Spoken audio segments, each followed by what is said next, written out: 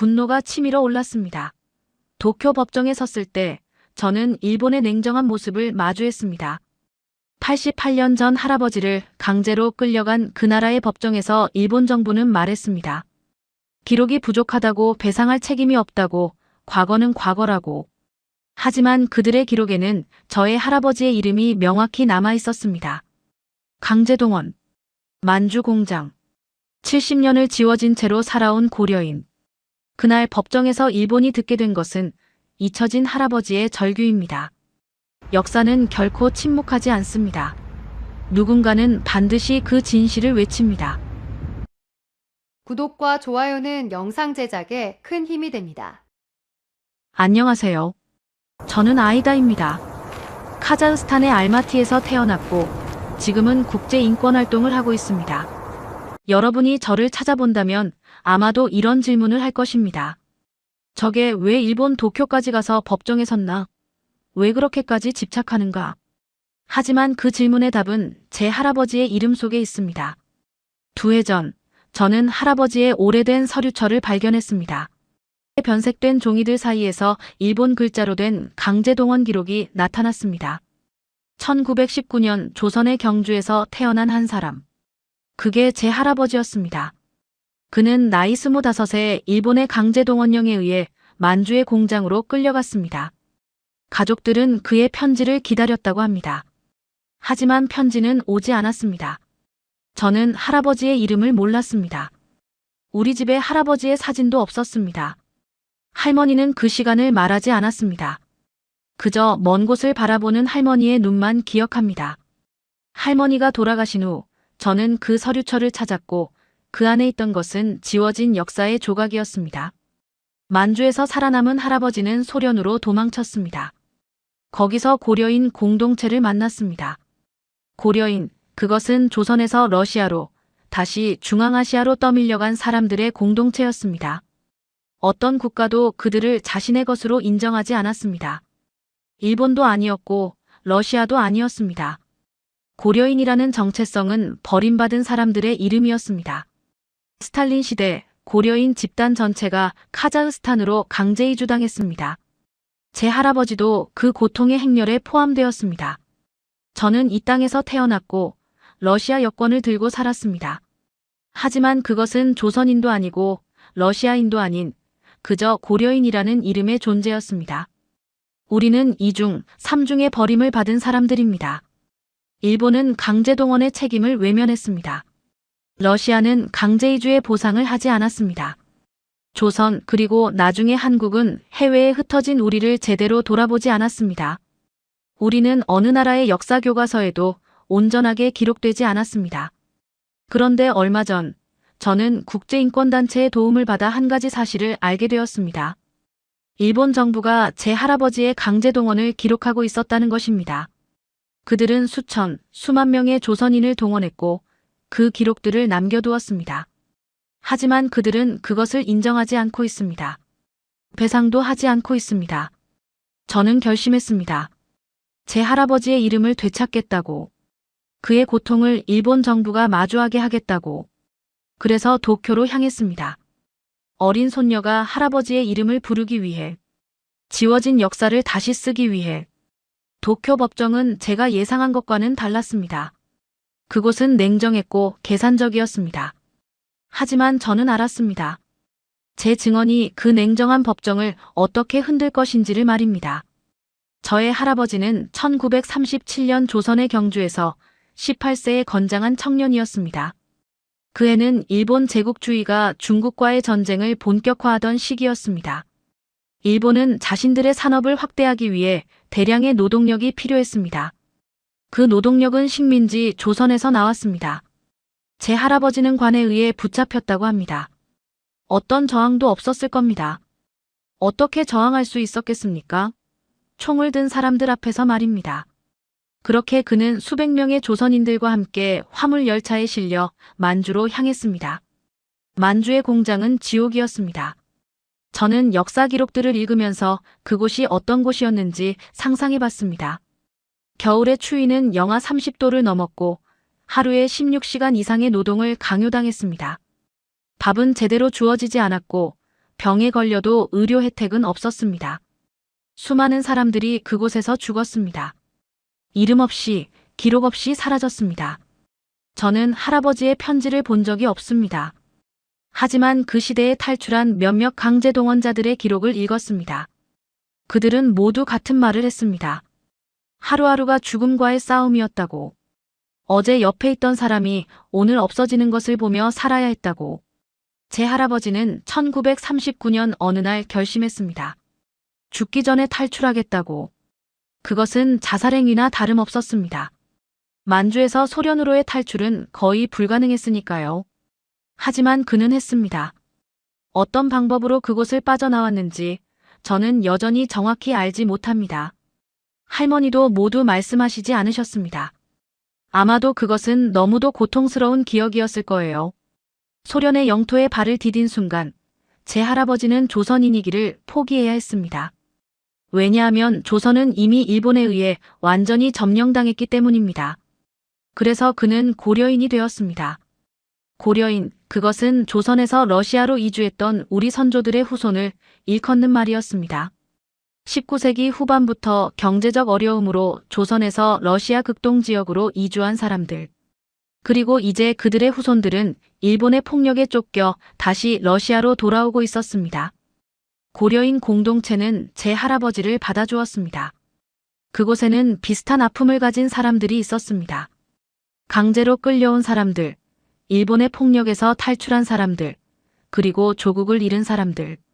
그들은 서로를 가족이라 부르며 함께 살아갔습니다. 그곳에서 제 할아버지는 제 할머니를 만났습니다. 그녀도 만주에서 탈출한 조선 여성이었습니다. 어떻게 만났는지 저는 모릅니다. 할머니도 그 부분은 말씀하시지 않았습니다. 하지만 그들은 함께 살기로 결심했습니다. 두 명의 버림받은 조선인이 고려인 공동체 속에서 새로운 삶을 시작한 것입니다. 제 아버지는 1942년 그곳에서 태어났습니다. 소련 영토에서요. 그는 조선인도 아니었고 러시아인도 아니었습니다. 단지 고려인이었습니다. 그리고 저는 1975년 그 고려인 아버지의 딸로 태어났습니다. 할아버지가 겪은 만주의 악몽은 단순한 개인의 비극이 아니었습니다. 그것은 일본 제국주의가 저지른 범죄의 기록이었습니다. 수십만 명의 조선인이 강제로 끌려가 그런 지옥에서 죽었습니다. 그리고 살아남은 사람들도 조국을 잃었습니다. 제 할아버지가 그랬던 것처럼 말입니다. 일본은 지금도 그것을 인정하지 않고 있습니다. 역사 교과서에서 그것을 삭제하고 있습니다. 하지만 제 할아버지의 고통은 사라지지 않았습니다. 그것은 제 혈관 속으로 흘러들어왔습니다. 그래서 저는 도쿄에 갔습니다. 할아버지의 이름을 되찾기 위해, 그리고 일본에게 물어보기 위해 당신들이 무엇을 했는지를 말입니다. 저의 할아버지와 할머니가 소련의 고려인 공동체에 정착한 지 불과 몇 년 뒤 또 다른 비극이 그들을 덮쳤습니다. 1937년 스탈린은 극동 지역의 모든 고려인을 강제 이주시키라는 명령을 내렸습니다. 왜냐하면 그는 고려인들을 잠재적 일본 첩자로 의심했기 때문입니다. 조선에 가까운 극동 지역에 있는 고려인들이 일본의 앞잡이가 될 수 있다는 이유였습니다. 이것은 일본의 강제동원에 이어진 또 다른 강제이주였습니다. 제 할아버지는 이제 피할 곳이 없었습니다. 일본군에 쫓겨났고 이제 소련의 독재자에 의해 다시 끌려가야 했습니다. 역사는 그를 두 번 버렸습니다. 약 15만 명의 고려인이 열차에 실려 중앙아시아의 카자흐스탄과 우즈베키스탄으로 향했습니다. 할아버지와 할머니도 그 열차 안에 있었습니다. 여행은 몇 주에 걸쳤습니다. 혹한의 겨울, 좁은 화물칸 안에서 수많은 사람들이 죽었습니다. 특히 아이들과 노인들이 많이 죽었다고 합니다. 하지만 아무도 그들을 위해 멈추지 않았습니다. 열차는 계속 나아갔습니다. 카자흐스탄에 도착했을 때 할머니는 임신 중이었습니다. 강제이주의 고통 속에서도 새 생명은 자라고 있었습니다. 제 아버지는 1942년 카자흐스탄의 한 정착촌에서 태어났습니다. 그 시기는 제2차 세계대전이 한창이던 때였습니다. 조국은 여전히 일본의 강제 점령 아래 있었고 할아버지는 다시 한번 다른 제국의 억압 아래 살고 있었습니다. 저는 카자흐스탄에서 자라며 그 모순을 피부로 느껴야 했습니다. 우리는 조선인이 아니었습니다. 조국 조선을 가본 적도 없었고 우리말도 제대로 배운 적이 없었으니까요. 하지만 우리는 러시아인도 아니었습니다. 어떤 러시아인도 우리를 자신들의 동포로 여기지 않았습니다. 우리는 고려인이었습니다. 그것은 어느 쪽에도 속하지 않은 사람들의 이름이었습니다. 제 아버지는 카자흐스탄 정착촌에서 학교를 다녔습니다. 러시아 학교였습니다. 그는 러시아 말을 배웠고 러시아 문화 속에서 자랐습니다. 하지만 집에서 할아버지와 할머니는 조선말을 사용했습니다. 제 아버지는 두 세계 사이에서 길을 잃은 아이였습니다. 저는 1975년 그 정착촌에서 태어났습니다. 러시아 여권을 받고 태어났습니다. 제 이름은 러시아식 이름입니다. 하지만 제 피에는 조선이 흐르고 있습니다. 제 할아버지의 고통이 흐르고 있습니다. 저는 카자흐스탄에서 자라며 무엇이 되어야 하는지 혼란스러웠습니다. 조선인? 하지만 조선을 본 적도 없었습니다. 러시아인?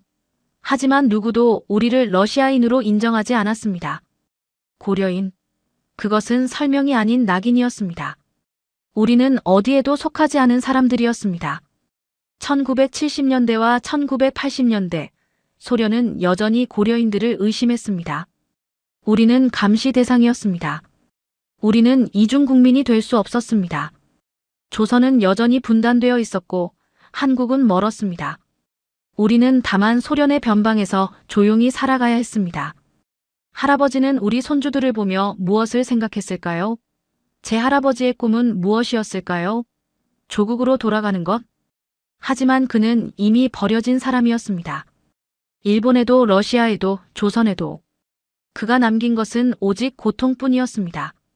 그리고 그 고통은 제게로 흘러들어왔습니다. 2년 전 제 할아버지의 일제강점기 강제동원 기록을 발견했을 때 저는 알았습니다. 이것은 단순한 역사 문제가 아니라는 것을. 이것은 제 할아버지가 일본에게 빼앗긴 이름을 되찾는 일이라는 것을. 그래서 저는 도쿄로 향했습니다. 도쿄에 도착한 날 저는 하늘을 올려다봤습니다. 그곳은 제 할아버지가 강제로 끌려갔던 그 나라의 수도였습니다. 88년 전 제 할아버지는 이 땅에 발을 디디며 어떤 생각을 했을까요? 아마도 공포였을 겁니다. 죽음의 공포 말입니다. 저는 국제인권단체의 변호사와 함께 도쿄 지방법원에 들어섰습니다. 제 손에는 할아버지의 강제동원 기록을 담은 서류가 들려 있었습니다. 70년을 넘도록 보관되어 온 그 기록들은 이제 법정의 증거가 되어야 했습니다. 법정에 들어선 순간 저는 느꼈습니다. 차가운 공기가 나를 감싸는 것을. 일본 측 법률팀은 이미 그곳에 앉아 있었습니다. 그들의 표정은 무표정했습니다. 혹은 약간의 경멸이 섞여 있었습니다. 판사가 들어섰습니다. 일본인 판사였습니다.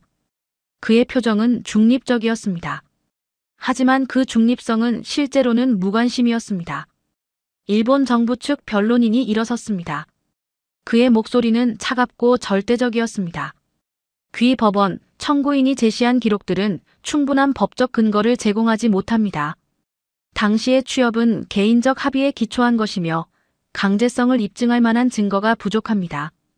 70년이 경과한 현재 이를 배상 대상으로 인정하는 것은 선례를 벗어난 판단입니다. 저는 제 변호사의 팔을 꼬집었습니다. 너무 화가 났습니다. 불충분하다고. 제 할아버지의 이름, 생년월일, 강제동원 장소, 모든 것이 기록되어 있지 않습니까? 제 변호사가 일어섰습니다. 그녀의 목소리는 침착했지만 단호했습니다. 귀 법원 본 소송팀은 지난 3년간 200건 이상의 강제동원 기록을 검증했습니다. 일본 정부 스스로 남긴 기록이 수만 건 존재합니다. 청구인의 할아버지는 1937년 8월 15일 경주에서 동원되어 만주 다다오 공장에 배치된 기록이 명확히 남아 있습니다. 이것이 개인 합의라면 왜 조선인들은 탈출해야 했습니까? 왜 수십만 명이 목숨을 걸고 도망쳤겠습니까? 법정이 조용해졌습니다. 판사가 저에게 물었습니다. 청구인, 당신이 여기 온 이유를 직접 말씀해 주겠습니까? 저는 심호흡을 했습니다. 이것이 바로 제가 기다리던 순간이었습니다. 저는 일어섰습니다. 제 목소리가 떨리고 있었습니다. 존경하는 판사님, 저는 배상을 원하지 않습니다. 돈을 원하지도 않습니다. 저는 단지 일본 정부가 인정해 주길 원합니다. 제 할아버지가 존재했다는 것을, 그의 이름을, 그의 고통을, 그리고 그것이 일본의 책임이라는 것을. 내 목소리는 더 커졌습니다. 할아버지가 만주에서 만약 자유로운 노동자였다면 왜 스스로 목숨을 걸고 도망쳐야 했겠습니까? 왜 60세가 넘은 나이에도 그 기억 때문에 밤마다 울음을 터뜨렸겠습니까? 일본 측 변론인은 여전히 무표정했습니다. 하지만 저는 알았습니다. 제 말이 그들의 방어막을 조금이나마 흔들었다는 것을. 법정의 문을 나서자 기자들이 몰려왔습니다. 카메라 플래시가 터져나갔습니다. 아이다 씨, 증언 후 소감이 어떻게 되십니까? 일본 정부의 답변에 대해 어떻게 생각하십니까? 저는 말하지 않았습니다. 할 말이 없었습니다. 제 변호사가 나를 안내했습니다. 다음 재판 일정은 3주 후입니다. 청구인과 법무팀은 추가 증거 자료를 준비 중입니다. 그녀의 목소리는 전문적이었습니다. 하지만 그 눈빛은 다르고 있었습니다. 분노와 결연함이 담겨 있었습니다. 법정 밖의 복도에서 그녀는 내 어깨를 잡았습니다. 잘했어요, 아이다. 당신의 증언이 효과가 있었어. 판사의 표정이 변했어. 당신의 할아버지는 이미 존재하는 사람이 되었어. 저는 울음을 터뜨렸습니다. 법정 건물 밖의 계단에 앉아서 도쿄의 하늘을 바라봤습니다. 88년 전 제 할아버지도 이 하늘을 봤을까요? 아니, 그는 하늘을 볼 자유도 없었을 겁니다. 만주의 공장 안에 갇혀 있었을 테니까요. 그러나 지금은 달랐습니다. 제 목소리가 그 하늘 아래에 울려 퍼졌습니다. 할아버지의 이름으로, 고려인으로서의 정체성으로, 그리고 정의를 향한 외침으로. 도쿄의 거리를 걸으며 저는 생각했습니다. 이제 다음 싸움을 준비해야 한다고. 이것은 끝이 아니라 진짜 시작이었습니다. 3주는 정말 길게 느껴졌습니다. 카자흐스탄으로 돌아간 저는 할아버지의 유품들을 다시 들었습니다. 낡은 일기장 몇 장, 만주 공장에서 몰래 써내려간 글들이었습니다. 해독이 어려운 필체, 떨리는 손으로 쓴 흔적들. 그것은 할아버지가 남긴 가장 생생한 목소리였습니다. 변호사는 저를 공항에서 맞았습니다. 아이다, 이번엔 더 강해질 거야. 일본 정부가 두 번째 재판을 위해 특별팀까지 꾸렸어. 하지만 우리도 준비했어. 너의 할아버지가 남긴 기록들이 정말 강력한 증거가 될 거야. 그녀의 목소리는 자신감으로 가득 차 있었습니다. 하지만 저는 긴장했습니다. 일본이 특별팀까지 꾸렸다는 말이 계속 맴돌았습니다. 법정에 들어선 순간 저는 느꼈습니다. 일본 측의 태도가 달라졌다는 것을. 더 많은 인원, 더 차가운 표정들. 이번엔 진짜 싸움이 될 거라는 생각이 들었습니다. 일본 측 변론인이 일어섰습니다. 이번엔 더 공격적이었습니다. 귀 법원 청구인이 제시한 개인 기록들은 사료로서의 가치가 불명확합니다. 손글씨 일기는 검증 불가능하며 시대적 맥락을 벗어난 해석의 위험이 있습니다. 당시 일제의 노동정책은 국가동원 체제의 필요에 기초한 것이지 인권 침해를 의도한 것이 아닙니다. 사람들을 사물처럼, 역사를 전략처럼 말하는 그의 목소리가 들렸습니다. 제 변호사가 다시 일어섰습니다. 귀 법원, 우리는 청구인의 할아버지 일기와 함께 고려인 공동체 기록 300건, 그리고 일본 정부가 보관 중인 강제동원 명부까지 준비했습니다. 이것이 개인 기록이 아닌 국가 기록과 일치한다는 것이 우리의 증거입니다. 그 순간 저의 심장이 철렁 내려앉았습니다. 이 수치들이 얼마나 큰 의미인지 일본 측도 알 것 같았습니다. 법정 안의 공기가 변했습니다. 판사가 저에게 물었습니다. 청구인, 당신이 이 재판에서 추가로 증언하고 싶은 것이 있습니까? 저는 일어섰습니다. 제 손에는 할아버지의 일기장이 들려 있었습니다. 존경하는 판사님, 저는 제 할아버지가 남긴 글을 직접 읽고 싶습니다. 이것은 법적 문서도 아니고 학문적 자료도 아닙니다. 이것은 한 사람이 죽음 속에서 남긴 마지막 외침입니다. 저는 떨리는 목소리로 읽기 시작했습니다. 1937년 10월 12일. 만주에 온 지 벌써 열흘이다. 우리는 하루 내내 쉬지 않고 일하고 있다. 한국에서는 이런 일이 없었다. 군인들이 보초를 섰고 도망친 사람은 총으로 쏜다고 한다. 나는 어머니의 얼굴을 생각하며 일한다. 언제쯤 다시 볼 수 있을까? 1938년 2월 20일. 겨울이 얼마나 춥고 긴지 몰랐다. 옆에 사람이 밤새에 얼어 죽었다. 아무도 그를 거두지 않는다. 그저 밖에 팽개쳐진다. 나도 죽을 것 같다. 발이 검게 썩어가고 있다. 하지만 일은 멈추지 않는다. 1938년 9월 4일. 오늘도 3명이 죽었다. 겨울이 다시 올 것 같다. 겨울이 오기 전에 우리는 모두 죽을 것 같다. 만약 내가 여기서 죽는다면 누군가는 이 글을 세상에 알려주었으면 좋겠다. 나는 강제로 끌려왔다. 우리 모두가 강제로 끌려왔다. 선택의 여지가 없었다. 이것은 노동이 아닌 죽음이다. 살인이다. 법정 안의 공기가 얼어붙었습니다. 심지어 일본 측 변론인도 움직이지 않았습니다.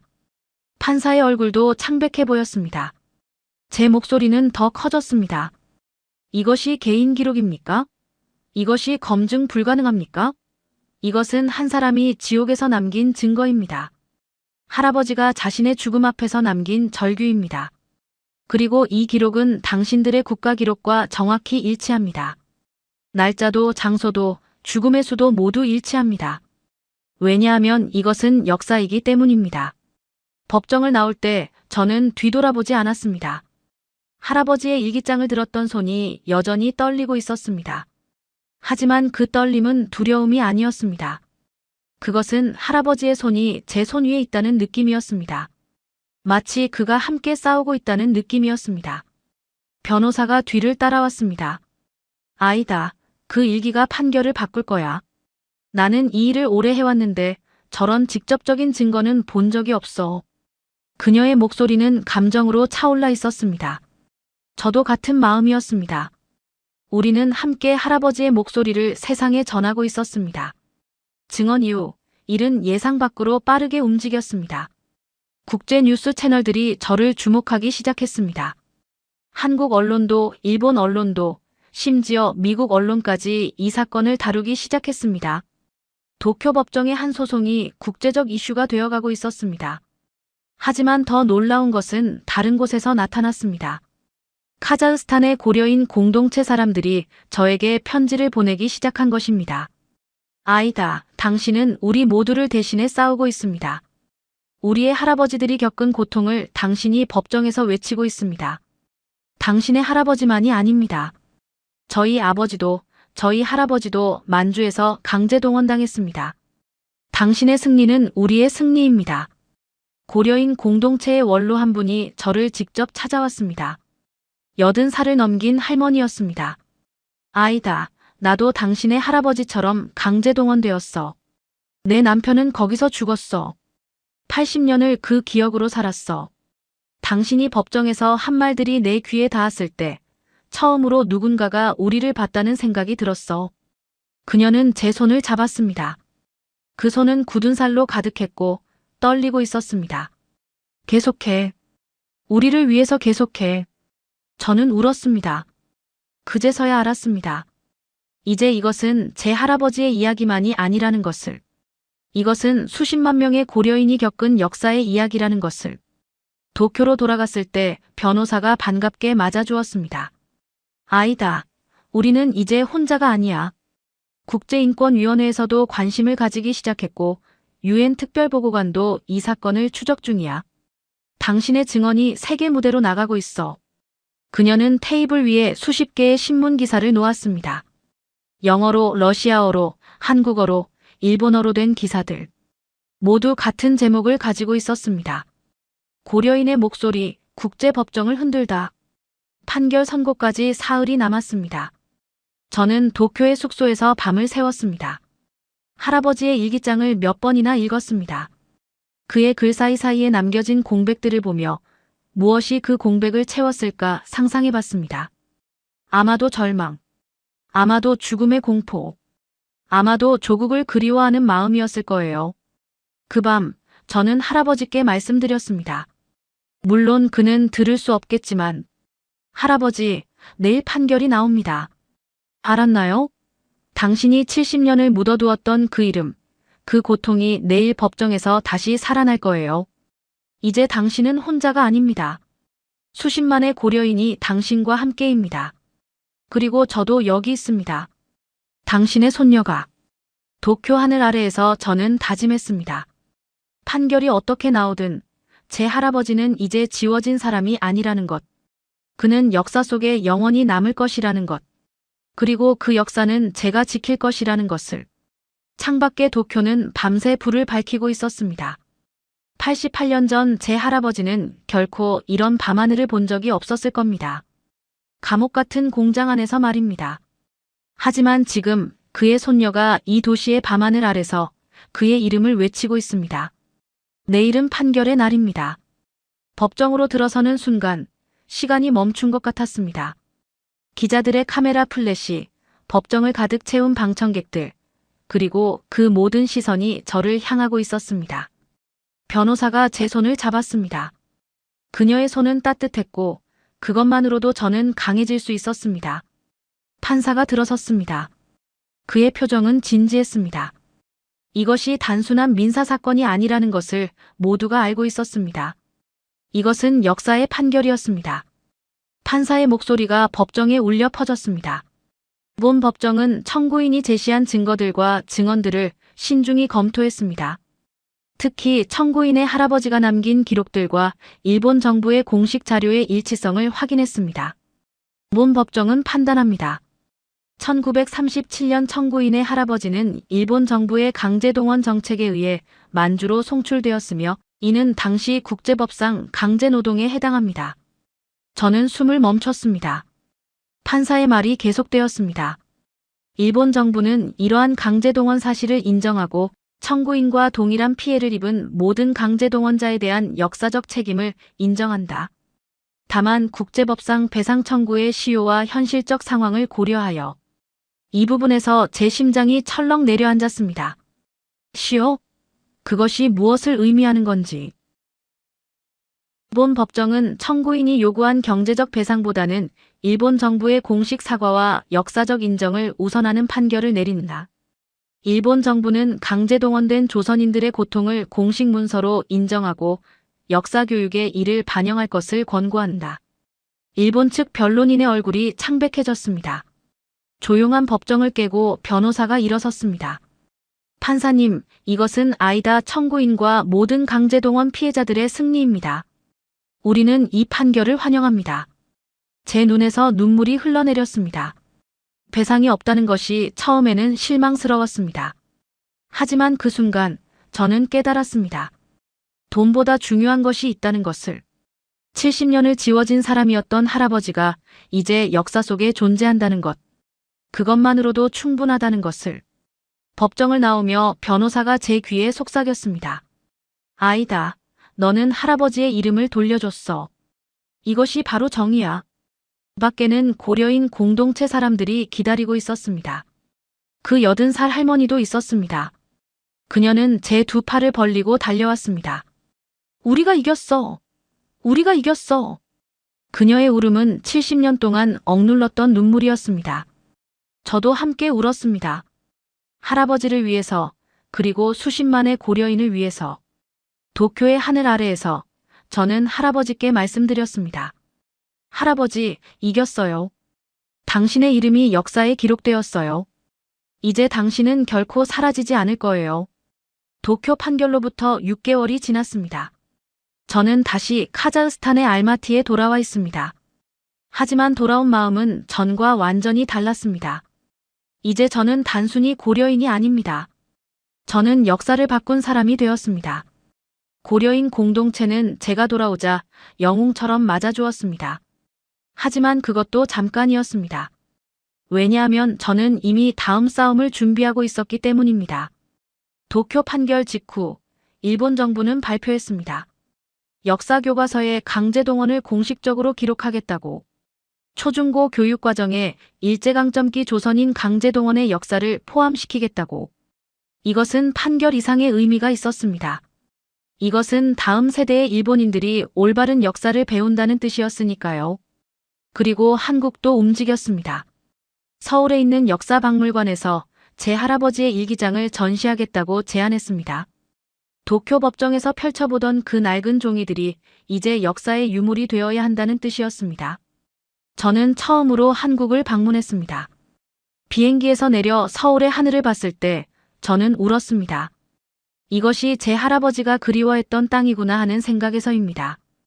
이 땅에서 어린 소년으로 끌려가지 않았다면 제 할아버지의 삶은 어땠을까요? 박물관 개관식에는 수백 명의 사람들이 모였습니다. 강제동원 피해자들의 후손들, 역사교사들, 그리고 기자들. 그 속에서 저는 할머니들을 만났습니다. 제 할아버지와 같은 시대에 강제동원된 사람들의 딸이자 손녀인 여성들이었습니다. 그들은 저를 안았습니다. 고마워. 우리 아버지의 이름을 되찾아줘서 고마워. 박물관의 중앙홀에는 수천 개의 강제동원자 이름이 새겨진 추모비가 세워졌습니다. 그 중에는 제 할아버지의 이름도 있었습니다. 커다란 검은 대리석 위에 영원히 새겨진 제 할아버지의 이름. 저는 손을 대고 그 글자들을 따라 그렸습니다. 60여 년을 모르던 이름. 이제 영원히 사라지지 않을 이름. 국제사회도 주목했습니다. 유엔 인권이사회에서 저의 사건을 사례로 활용하기 시작했습니다. 역사적 정의 회복을 위한 국제 판례로 기록되었습니다. 제 할아버지의 이야기가 이제 세계의 교과서에 나타나기 시작했습니다. 캐나다, 호주, 독일의 역사 교육 과정에. 하지만 가장 큰 변화는 일상 속에서 일어났습니다. 카자흐스탄의 고려인 박물관에는 더 이상 지워진 역사라는 제목이 붙어 있지 않습니다. 이제 그것은 복구된 역사입니다. 할아버지와 할머니들이 겪은 고통이 더 이상 부끄러운 비밀이 아닌 세계가 알아야 할 진실이 되었습니다. 저는 이제 국제인권활동을 공식적으로 시작했습니다. 도쿄 법정의 판결이 저를 변화시켰습니다. 이제 저는 다른 사람들의 할아버지와 할머니의 이름도 찾아주고 싶습니다. 강제동원자들의 이름, 강제이주자들의 이름, 역사 속에서 지워진 모든 이름들의 이름. 지난달에는 러시아 아카이브를 방문했습니다. 스탈린 시대 강제이주 기록들을 찾기 위해서입니다. 할아버지 같은 사람들의 이름이 얼마나 많이 그곳에 묻혀 있는지 확인하기 위해서입니다. 이 모든 것이 시작된 곳은 한 개의 낡은 일기장이었습니다. 한 할아버지가 만주의 공장에서 죽음 속에서 남긴 몇 장의 글. 그리고 그 손녀의 결심. 단지 그것뿐이었습니다. 하지만 역사는 이렇게 바뀐다는 것을 저는 알았습니다. 한 사람의 증언으로, 한 가족의 진실로, 그리고 그것이 세계를 향해 외쳐질 때, 저는 여전히 도쿄의 그 법정을 생각합니다. 저는 여전히 제 할아버지께 말을 겁니다. 밤이 오면 저는 제 할아버지의 일기장을 펼칩니다. 그 글씨 사이사이에 담긴 70년의 침묵을 들으며, 할아버지, 이겼어요. 우리가 이겼어요. 그리고 언젠가 제 할아버지가 태어난 그 경주의 땅에도 가보고 싶습니다. 그곳에서 제 할아버지가 강제로 끌려가던 그날의 하늘을 봐보고 싶습니다. 안녕하세요. 저는 아이다입니다. 저는 고려인이고 카자흐스탄에 살고 이제 역사를 지키는 사람입니다. 이것이 제 할아버지의 이야기이자 수십만의 고려인의 이야기입니다.